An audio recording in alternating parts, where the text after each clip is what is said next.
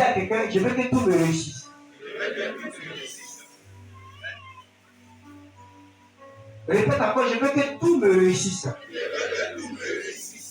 En lisant ce passage, j'ai compris 3 choses. J'ai compris pourquoi nous les chrétiens nous échouons. Parce que la Bible nous fait la promesse de réussir. Donc en temps normal, si nous sommes des chrétiens attachés à la Bible, nous devons réussir. Mais pourquoi nous réussissons?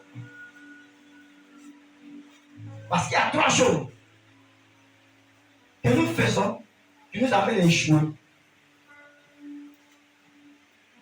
Alléluia. Je dis qu'il y a 3 choses que nous faisons qui nous amènent à échouer. La première chose qui nous fait échouer, c'est le fait que nous, en tant qu'enfants de Dieu, on a des mauvais conseillers. Voilà la première chose. Des personnes qui ne sont pas des conseillers, mais qui sont nos conseillers.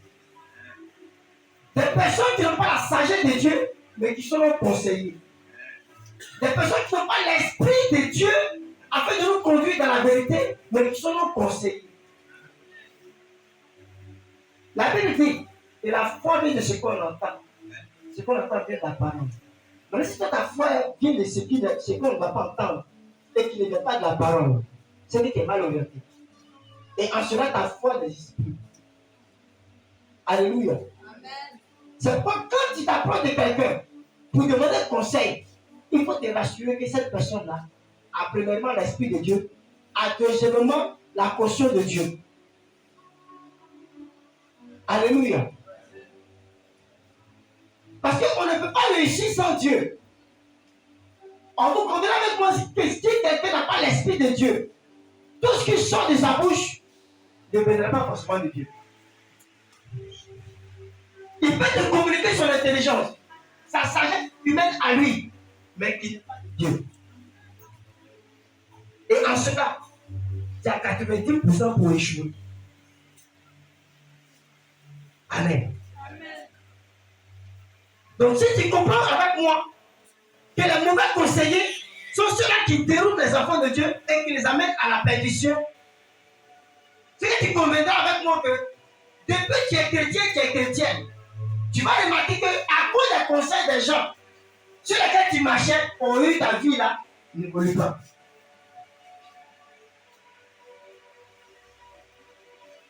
Pose la question à ton voisin, quel est ton conseiller? Parce que là où on parle des conseillers, c'est d'autant plus important parce que même les présidents de la République, les rois, avant, ils avaient des conseillers. Pourquoi? Parce que l'homme en lui-même est limité. Alléluia. Tu ne peux pas prétendre tout connaître. Quel que soit ce qui est en toi. Amen. Tu as toujours recours à avoir besoin de l'autre. Parce que ce que tu ne connais pas, l'autre peut connaître et puis il va ajouter ça à ta connaissance. C'est pourquoi on a des conseillers.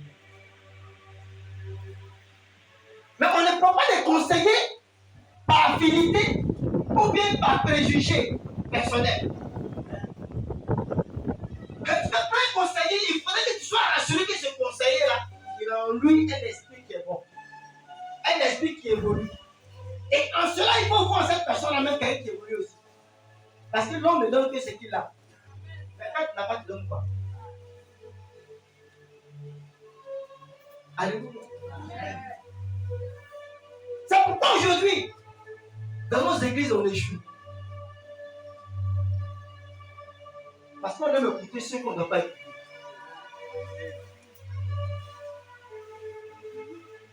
Alléluia. Tu verras qu'il y a des chrétiens.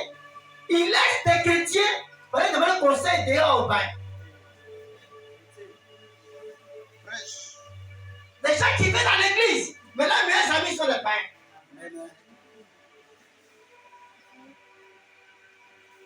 Et tu veux évoluer avec eux. Il y a des gens, c'est quand ils viennent à l'église ici, ils ont fait en Christ, bien sûr. Mais quand ils sortent du cadre de l'église, Ils ont des frères du monde et des soeurs du monde. Et toi, tu veux réussir. C'est vrai, l'intelligence intellectuelle, là, ça peut te faire réussir entre guillemets. Mais cette réussite est basée sur quoi?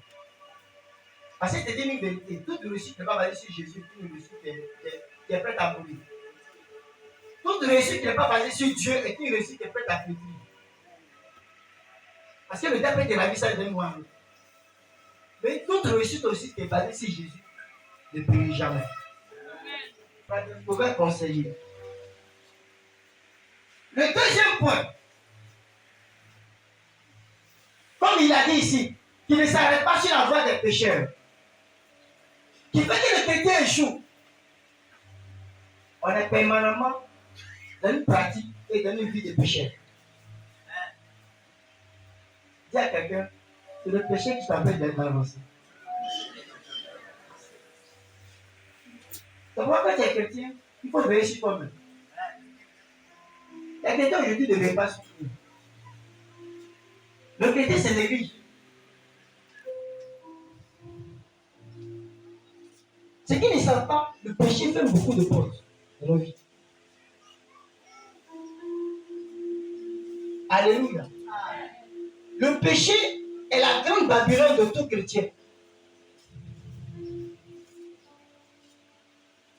Le péché même peut t'empêcher de rentrer dans une prophétie qui t'a été donnée.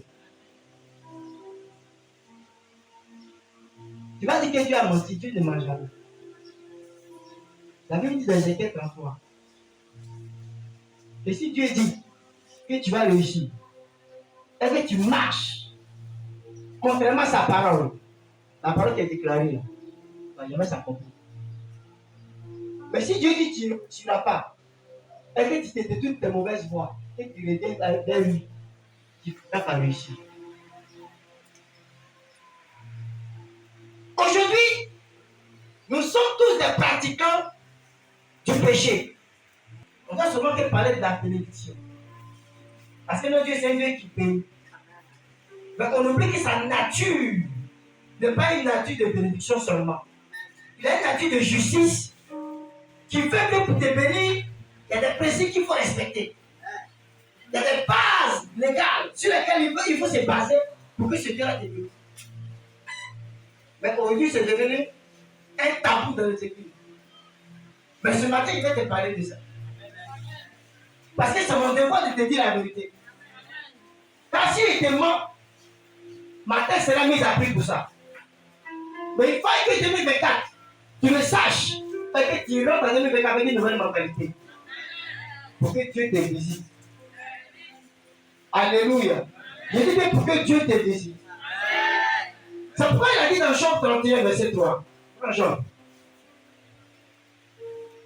Jean 31, verset 3. Jean 31, verset 3. Jean 31, le verset 3. La rue n'est-elle pas pour le méchant et le malheur pour ceux qui commettent l'iniquité? Et le malheur pour ceux qui commettent l'iniquité. Maintenant, quand tu es dans l'iniquité, tu veux quel bonheur? Ici, c'est la parole qui le dit, ce n'est pas moi. Moi, je ne fais que prêcher la parole. Je ne fais que te donner les conseils que tu me dis de donner. Verset 3. Il dit, le malheur n'est-il pas pour ceux qui commettent l'iniquité? Pour quelqu'un qui commet l'iniquité, c'est-à-dire un péché que tu aimes, que tu ne veux pas quitter dedans. Tu sais que ce que tu fais, c'est pas bon. Tu sais que tu es mesquin. Tu sais que tu es un menteur. Tu sais que tu es un voleur. Tu sais que la colère te fatigue. Tu sais que tout ce que tu sais et que tu pratiques chaque jour, ce n'est pas bon. Mais tu te mets dedans. Tu te croiras dedans. Tu te maintiens dans cette chose. Dieu veut te chanter, toi tu dis que tu ne veux pas. Quand il te parle, tu n'obéis jamais. Quand il te parle, tu fais ce qui te plaît. Maintenant, quand il s'éteint et qu'il te regarde faire, pour voir si ta propre force peut te faire avancer dans la vie. Pour voir si ta propre force peut te faire booster en avant. Pour voir si ta propre force peut te maintenir dans ce que tu peux comme bénédiction, comme bonheur. C'est pourquoi vous allez remarquer qu'il y a des gens, Les bonheurs ne durent jamais. Les bénédictions éphémères. Tout ce qu'ils font là, c'est pour un temps. Et ça flétrit, après ça disparaît. Pourquoi? Parce que tout simplement, il n'y a pas un droit légal sur lequel tu vas se baser pour te défendre. Même les gens qui ont mis auprès de toi, ils n'ont pas de droits légaux pour te défendre. Car ta vie est une vie souillée. Tu demandes quoi?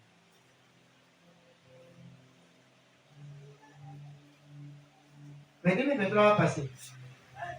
En même temps, 2024. Aucun changement. Aucun répit.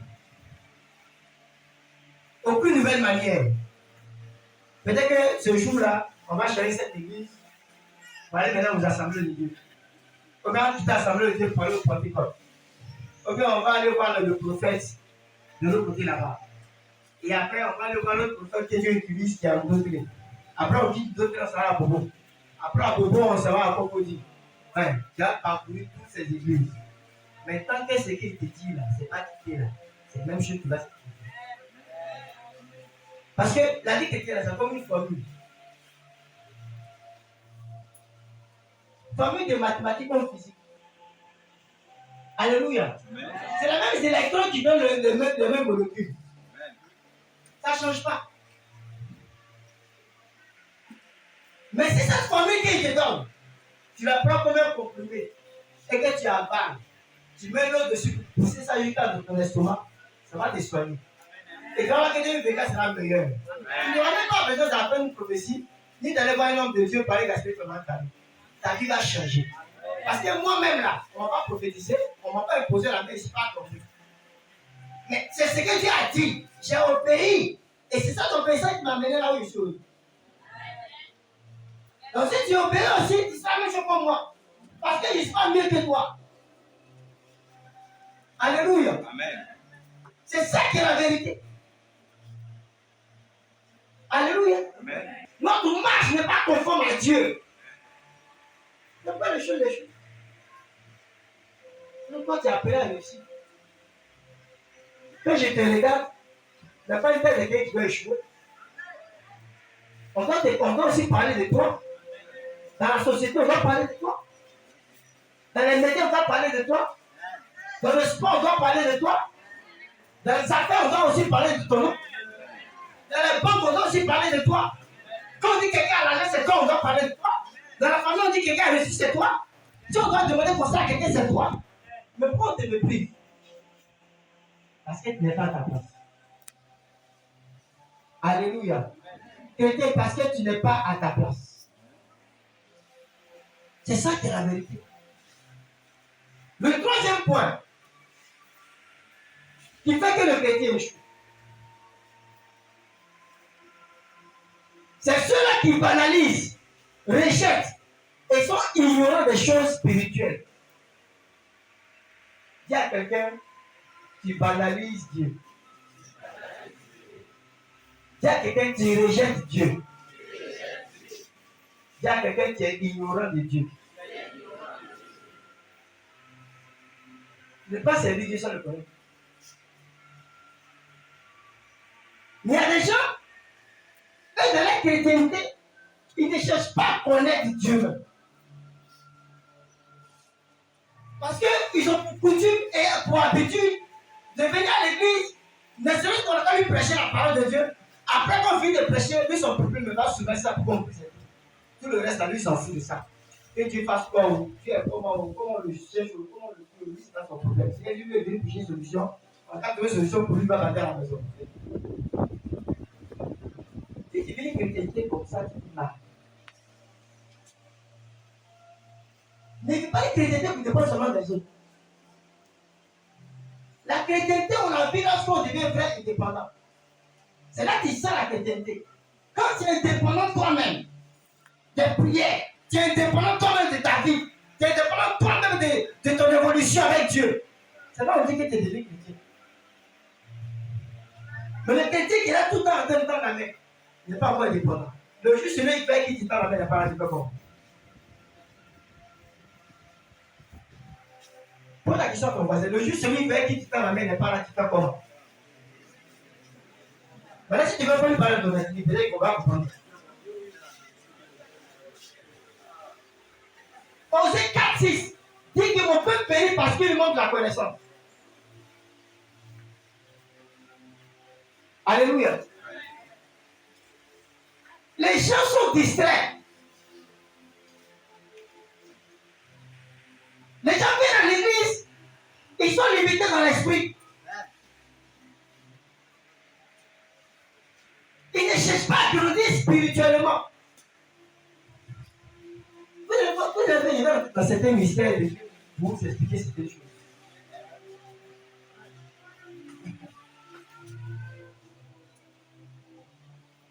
Alléluia.